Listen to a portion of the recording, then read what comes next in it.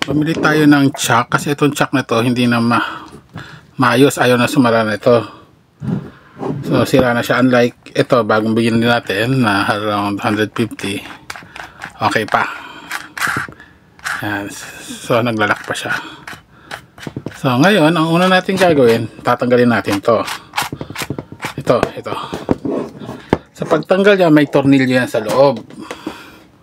So ipasok mo lang yung ano ba to, Phillips, tapos kapain mo lang, meron yan, hindi ko alam kung makikita dito eh. Sa gitna nyan, yun, medyo kita may tornilyo doon. Yan, flash na tayo natin para makita. So, kita ba yung tornilyo? Hindi. May tornilyo yan sa loob. Yun. Yan, medyo kita. Yan, so gamitan mo lang siya ng Phillips screwdriver para matanggal. Sa ano siya, pabaliktad to. Usually diba ang ang clockwise is pahigpit. Dito naman clockwise ang pahigpit. Paluwag pala, yung baliktad na naman ako. Ang clock sa ano kasi is clockwise. Clockwise pahigpit. Dito ang clockwise nito sa loob, luluwag yung tornilyo.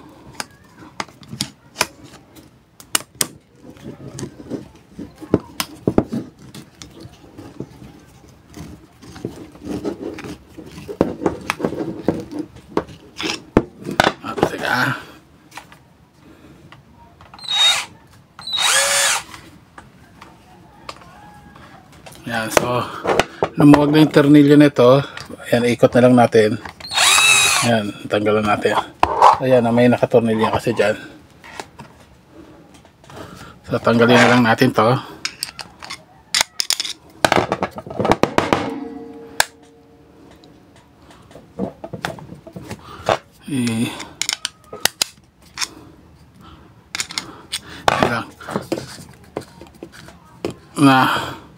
Na-stuck kasi yung na-stuck dito, naipit, kaya hindi makalabas yung tornilyo.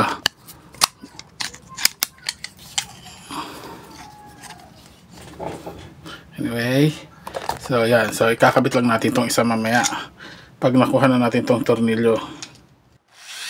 Yan, okay na yan. So ikat natin, ingat na tamaan yung daliri niya.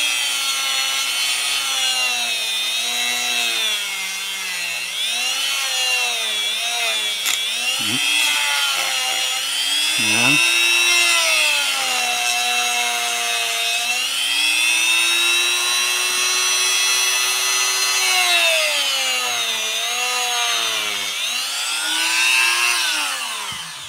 Yan natin kung matutuklap na nga natin siya.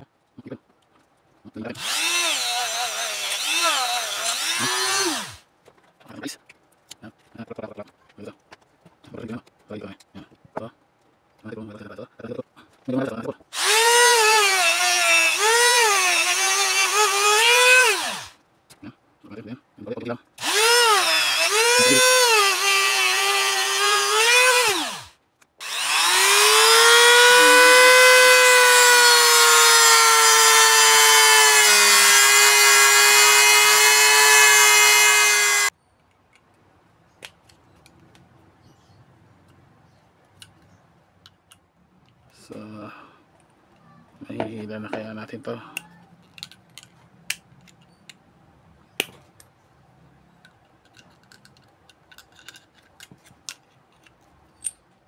Okay, so nabasag na natin lahat. Natanggalan natin yung mga ganito, yung kanyang lock. So matatanggalan natin ngayon yung tornilyo sa loob.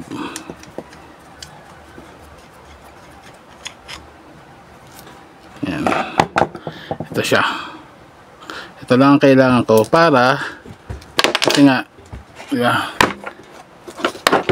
dito sa ating drill na ay nasira, so ito papalit natin.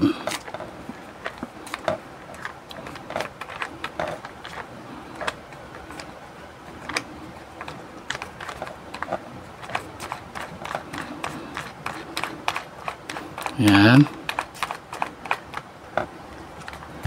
Then, lagay natin sa loob. Then, lock natin.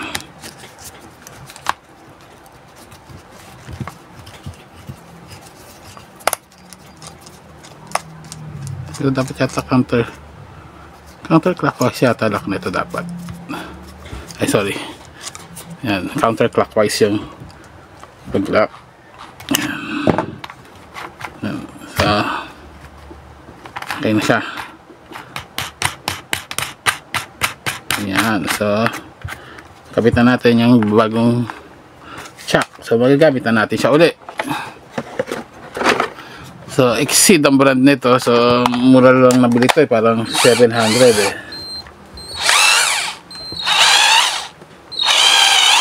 Okay.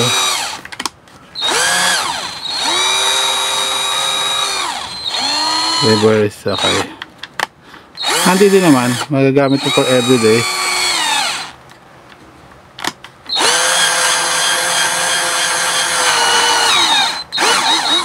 Yan. Okay.